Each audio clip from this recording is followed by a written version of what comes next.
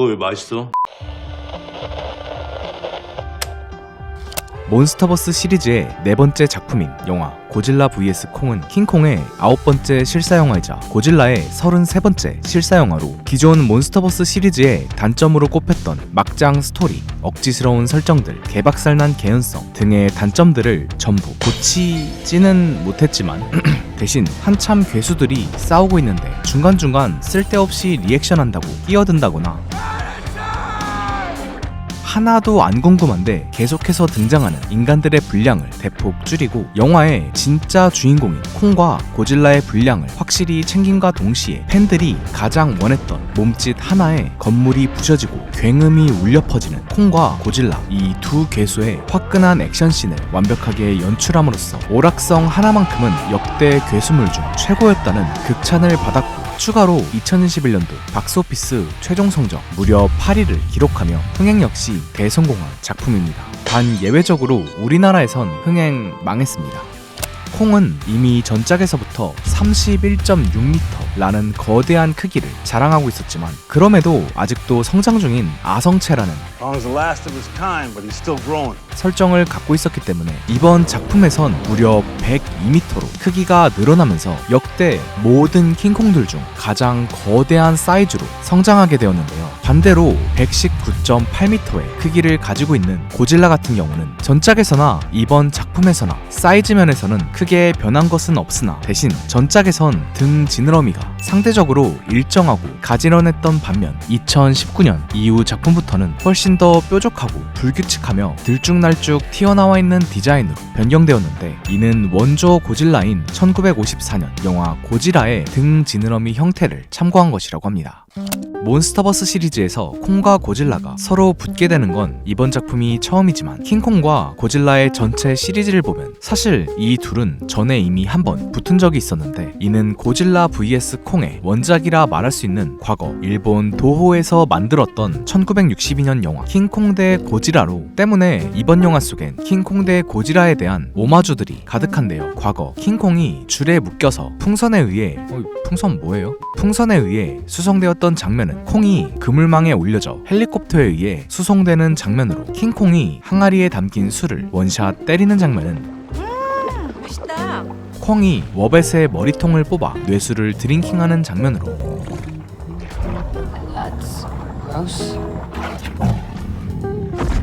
킹콩이 나무를 뽑아서 고지라의 입에 쑤셔박는 장면은 방사열선을 발사하려는 고질라를 막기 위해 콩이 도끼를 입에 쑤셔박는 장면으로 그리고 마지막 고지라에게 영혼까지 탈탈 털린 킹콩이 쓰러졌다가 후에 번개를 맞고 심폐소생이 되어 부활하는 장면은 뭐지? 고질라에게 떡 발린 콩이 기절했다가 후에 인간들의 도움으로 전기 충격을 받아 다시 부활하는 장면으로 오마주되었다고 합니다. 영화 오프닝 콩과 함께 등장했던 꼬마아이 지아는 기존 킹콩 영화에서 킹콩과 애틋한 관계였던 앤 데로우를 연상시키는 캐릭터로 해골섬에서 콩을 대대로 섬기던 원주민 이위족의 마지막 생존자라고 하는데요. 때문에 그녀가 늘 차고 다니던 목걸이에 달려있는 이 이빨은 해골섬에서 콩과 라이벌 관계였던 스컬크롤러의 이빨로 이는 그녀가 해골섬 출신이라는 것을 의미하는 디테일이라고 합니다. 참고로 지아 역을 연기한 배우 케일리 호틀은 실제로도 청각장애인이라고 합니다. 버니가 에이펙스의 컴퓨터를 해킹하는 장면에서 등장했던 지하 33층의 숫자 33은 킹콩이 처음 등장했던 영화 1933년 킹콩에 대한 이스터에그입니다.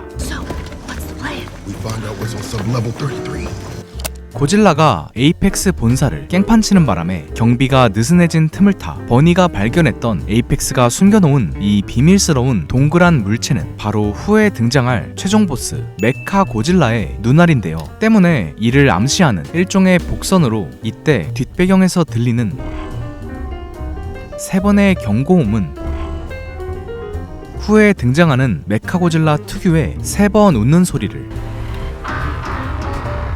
의미하는 것이라고 합니다. 참고로 숫자 3은 메카고질라의 본체라고 할 수 있는 머리가 3개 달린 괴수 킹 기도라를 상징하는 숫자입니다. 이후 네이선 박사가 지구 내부에 들어가기 위해선 콩의 도움이 필요하다는 것을 We could help him find a new home. He could save ours. 설득하는 장면에선 수감소 벽에 박혀있는 나무를 발견할 수 있는데요. 당연하지만 이는 영화 초반부 콩이 하늘에 나무를 던지는 바람에 생긴 것으로 흥미롭게도 영화 초반부 수감소 벽에는 구멍이 하나이지만 이 장면에서는 구멍이 2개인 것을 알 수 있는데, 이는 밑에 있는 구멍은 앞서 콩이 던진 나무를 직원들이 치운 후 생긴 구멍이고, 위에 있는 구멍은 콩이 또 최근에 나무를 던지는 바람에 생긴 것으로, 즉 이 장면은 수감소에 갇혀있는 콩에 불만이 점점 커지고 있다는 것을 의미하는 디테일입니다.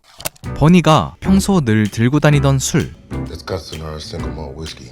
카츠나리 위스키는 과거 1974년 고질라 vs 메카고질라에서 메카고질라를 연기했던 배우 카주나리 모리에게 보내는 헌사라고 합니다. 비슷하게 영화 속 등장하는 덴험 대학교 역시 원작 1933년 킹콩에 등장하는 인물이자 2005년 리메이크판에도 등장했던 캐릭터 칼 덴험에게 보내는 헌사입니다. 지하의 방 안에 그려져 있는 이 그림들은 감독 애덤 윙가드가 직접 촬영장에서 크레파스로 그린 그림이라고 하는데요. 원래는 미술팀한테 그리라고 시키려 했는데 미술팀 직원들은 너무 잘 그릴 것 같아서 본인이 직접 그렸다고 합니다. 고질라와 콩이 처음으로 맞붙기 직전, 고질라가 콩에게 다가가기 위해 주위 서남들을 박살내는 장면에서는 박살난 서남 하나가 고질라의 꼬리에 끌려다니는 연출이 있는데요. 이는 감독이 괴수 영화계의 전설로 불리는 조스에서 상어가 노란색 통을 달고 헤엄치는 장면을 오마주하기 위해서 집어넣은 장면이라고 합니다. 이후 가슴이 웅장해졌던 고질라와 콩의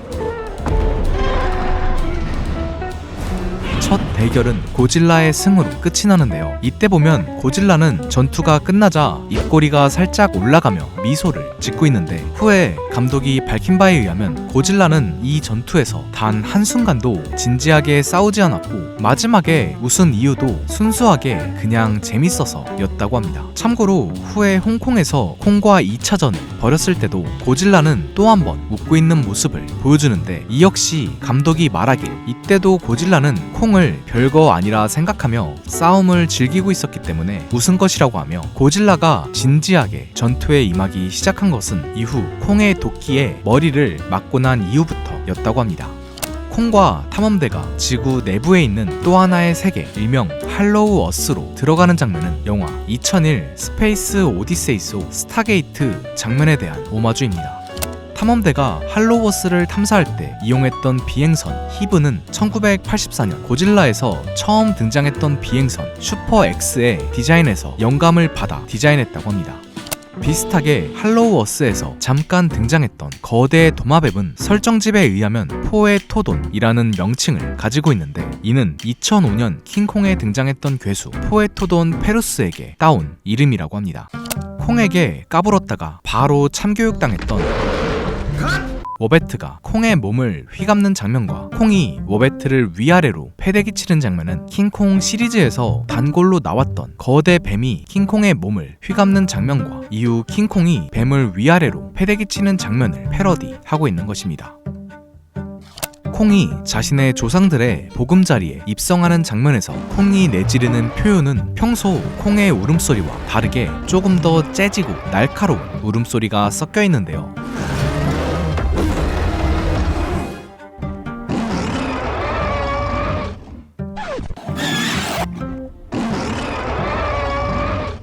이는 이때 사용한 콩의 울음소리는 기존 몬스터버스 시리즈의 콩의 울음소리가 아니라 1976년 킹콩의 울음소리를 재사용한 것이기 때문인데,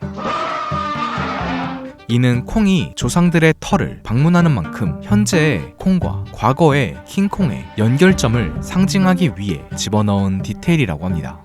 이후 콩이 발견한 도끼는 영화 오프닝 속 벽화를 통해 알 수 있듯 그의 조상들이 대대로 사용하고 있던 도끼로, 흥미롭게도 이 도끼는 도끼 날 부분에서 밝은 푸른빛이 뿜어져 나오고 있는데요. 이는 이 도끼 날이 다름 아닌 고질라의 등 지느러미로 만들어져 있기 때문인데, 그렇기에 이 도끼가 바로 고질라의 최고 공격 중 하나인 브레스, 일명 방사 열선을 완벽하게 방어할 수 있는 것이라고 합니다. 여기서 하나 재밌는 건 도끼날은 고질라의 등 지느러미니까 그렇다 쳐도 도끼를 묶고 있는 줄 부분이나 손잡이 부분도 방사율선의 공격에 멀쩡하다는 건데, 팬들의 추측에 의하면 도끼를 묶고 있는 줄은 고질라의 가죽으로 만들어져 있어서 멀쩡한 것이고, 손잡이 같은 경우는 일반적인 나무라면 방사율선에 맞자마자 타버릴 테니 도끼의 손잡이는 평범한 나무가 아니라 과거 고질라와 호각을 다루었던 괴수 무토의 뼈, 정확히는 무토의 앞다리 뼈로 만들어져 있다고 추측하고 있는데요. 이는 콩이 처음 도끼를 들어 올렸을 때 손잡이 부분을 자세히 보면 붉은색 빛이 들어오는 것을 확인할 수 있는데, 무토의 뼈 역시 붉은색 빛을 뿜어내는 특징을 가지고 있기 때문이라고 합니다. 콩이 바닥에 도끼를 내려놓아 왕자의 불을 밝힐 때를 보면 도끼가 단순히 한 자루만 있는 것이 아니라 아예 무더기로 있다는 것을 발견할 수 있습니다. 에너지원 샘플을 취득한 후 몰래 도망가려던 에이펙스를 콩이 터트리는 장면에선 콩이 비행선을 터트리기 전에 비행선 안쪽을 유심히 들여다보는 모습이 나오는데, 이는 콩이 이 비행선 안에 혹시나 지하가 타고 있을까봐 체크한 것이라고 합니다. 영화의 하이라이트였던 홍콩 도심에서 벌어지는 콩과 고질라의 대망의 2차 전투씬은 감독이 영화의 첫 제작 과정에서부터 가장 구현하고 싶어 했던 장면으로, 감독은 네온 불빛으로 가득한 건물들 사이에서 고질라와 킹콩이 서로 치고받는 장면을 보는 것이 소원이었다고 합니다. 참고로 홍콩 전투씬 중간 이 장면은 킹콩 시리즈를 대표하는 킹콩의 엠파이어 스테이트 빌딩 장면을 오마주하고 있는 것입니다. 영화 최종부 등장에서 고질라의 기술과 콩의 힘을 아득히 뛰어넘으며 극악무도한 모습을 보여줬던 영화의 흑막 메카 고질라는 전작에서 고질라에게 머리가 뜯겨져 나갔던 킹 기도라의 잘려나간 머리가 메카 고질라의 통제 컴퓨터에 연결되어 있다가 프로그램 오류로 킹 기도라의 정신이 깨어나면서 폭주하게 된 로봇으로, 이때 킹 기도라와 메카 고질라가 서로 연결된다는 이 설정은 1993년 헤이세이 메카고지라와 2002년 고지라 vs 메카고지라에서 등장하는 삼식 기룡의 설정을 가져온 것이라고 합니다. 등장만으로도 간지가 넘쳤던 메카고질라의 전체적인 디자인은 평소 트랜스포머 지원의 팬이었던 감독이 과거 영화 트랜스포머 3를 보고 로봇들의 디자인이 너무 복잡해서 알아보기 힘들었던 것을 떠올리며 디자이너에게 관객들이 메카고질라의 모습을 알아보기 쉽게 최대한 직관적으로 디자인해달라는 요청에 맞게 디자인되었다고 하는데요. 또한 메카고질라 특유의 해골 같은 이미지는 영화 터미네이터 속 T-800의 외형에서 영감을 받아 디자인했다고 합니다. 참고로 메카고질라의 디자이너는 과거 영화 레디 플레이어 1에서 메카고지라의 디자인을 담당했던 자레드 크리셰프스키입니다. 영화 마지막 고질라와 콩이 서로 협력해서 메카고질라를 무찌른 후 고질라가 바닷속으로 퇴장하면서 끝이 나는 것은 몬스터버스 고질라 시리즈의 시작이었던 고질라 2014의 엔딩 장면에 대한 오마주입니다. 반대로 영화 첫 장면에 등장했던 강렬한 태양은 몬스터버스 콩 시리즈의 시작이었던 콩 스컬 아일랜드의 첫 장면에 대한 오마주입니다.